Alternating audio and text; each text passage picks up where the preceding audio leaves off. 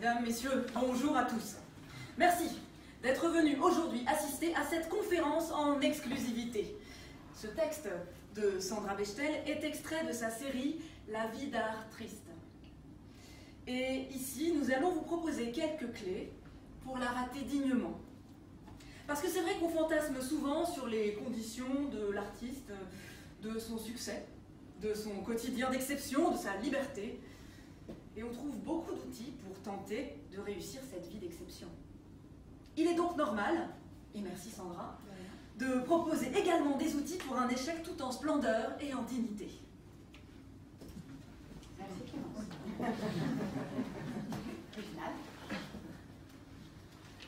Point numéro 1. Soigner sa garde-robe. La misère est moins pénible à voir en Chanel.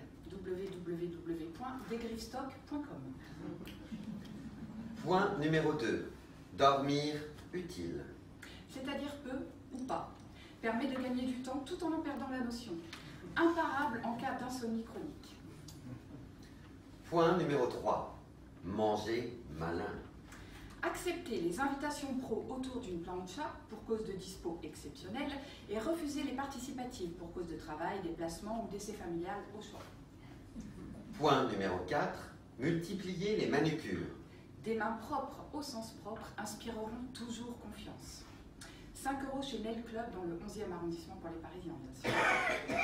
Point numéro 5. Apprivoiser les réseaux sociaux. Alors, le tout est de saisir uniquement les rares instants de gloire sans trop s'étendre sur le contexte. Effet de succès permanent garanti lorsqu'ils sont en enfilade. Quelques idées. Derrière un micro, celui de l'AG de son immeuble fera l'affaire. Derrière un morito, à la remise de prix de son pote. Derrière des lunettes de soleil sur son balcon. Derrière tout ce qui a l'air flex, on reste créatif. Point numéro 6. Monter des projets. Tout ce qui ressemble de près ou de loin à un projet suscite l'extase. Même pourri, même gratuit, même voué à l'échec. Et puis ça occupe, pratique pour dégainer un agenda dans le cou. Point numéro 7. Se révolter contre le racket des grandes enseignes. Absolument. Permet de s'assurer le minimum vital dans une kleptomanie engagée, voire louable. Point numéro 8. Revendiquer le principe d'hyperactivité. Ça permet de faire une impasse militante sur le budget vacances en toute crédibilité. Point numéro 9. Travailler son humour. Une vibration de funky loser est divertissante et très appréciée dans un environnement de winner. Point numéro 10. Se reproduire. Oui. Un foyer dans le besoin attendrit davantage qu'un égocentrique au RSA. Peut même susciter une forme d'admiration sociale sur le long terme. Point numéro 11. Porter du make-up waterproof. La tendance est aux licornes, pas aux pandas. Point numéro 12. Se réconcilier avec l'huile de palme. Et maintenir que tout ce qui n'en contient pas est clairement has-been et se suicider uniquement au Nutella. Sauf Point numéro 13. Planifier ses dépressions. Les périodes de vacances scolaires sont idéales pour sombrer en toute discrétion. Mention spéciale pour juillet-août, rapport au bronzage de rentrée. Point numéro 14. Rire pour rien. C'est un cri immense. Parce que pleurer pour tout donne mauvaise mine et rend suspect. Écoute une blinde en facio entretien, bien sûr. Point numéro 15. Passer du temps sur des divans. Et ne jamais oublier que payer pour y voir plus clair paye mieux que ne pas être payé pour être vu plus flou. C'est clair? Point numéro 16. Se brosser les dents 6 fois par jour. Absolument. Une intelligente anticipation du cauchemar parodontique qui guette les artistes ratés en plus d'être vieux. Point numéro 17. Se droguer. Les bons produits, aux bonnes doses, assurent un maintien impeccable. Quelques suggestions: Lysanxia en traitement de fond sur ordonnance, rhum blanc tradition anti en traitement d'appoint chez Lidl, cocaïne en traitement de luxe aux soirées branchées, tabac à rouler en traitement low cost, bref, comme vous pouvez. Point numéro 18. S'entourer de gens beaux et successful. On le sera aussi par déduction associative de l'évidence sans conteste. Hashtag qui se ressemble, s'assemble.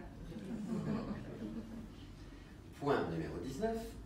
Sélectionner ses programmes culturels. Un bon mimimati remet les pendules à l'heure. Sur les anges et tout le bordel, c'est scientifiquement prouvé et puis ça donne des ailes. Point numéro 20. Ne jamais terminer officiellement une série. Qui termine les séries?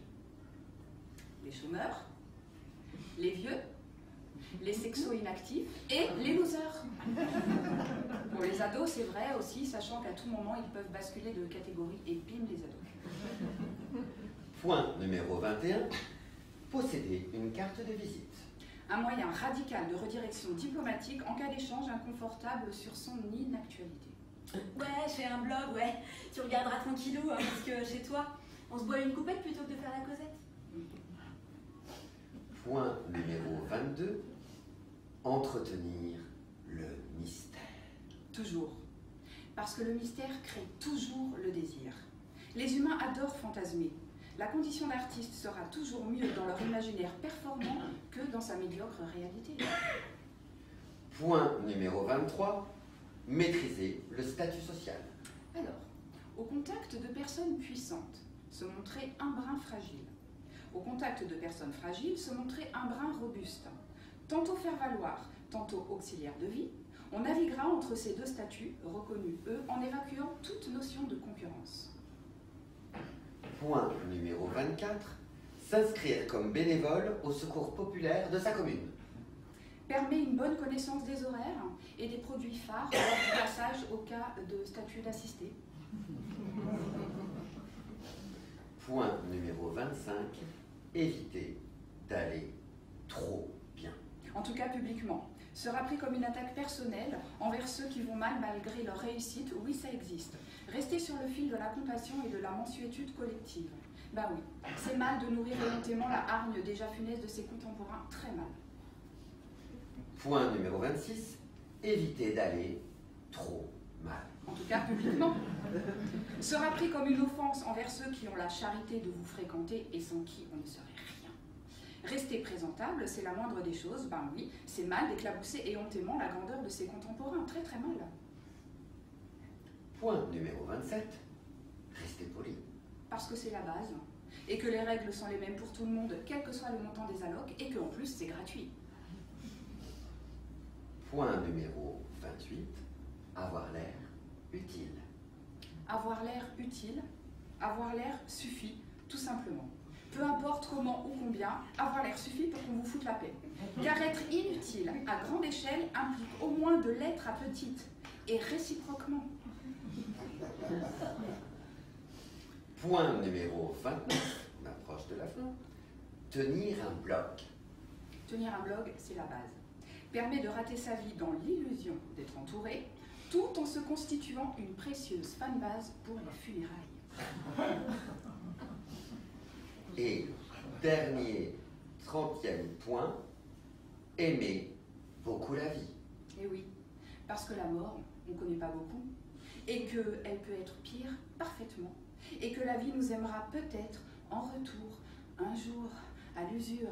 On n'a rien sans rien, quand on veut, on peut. Aime-toi toi-même et la vie t'aimera. Un jour, mon prince viendra, un jour, mon jour viendra. Life is beautiful, yes, it is, yes.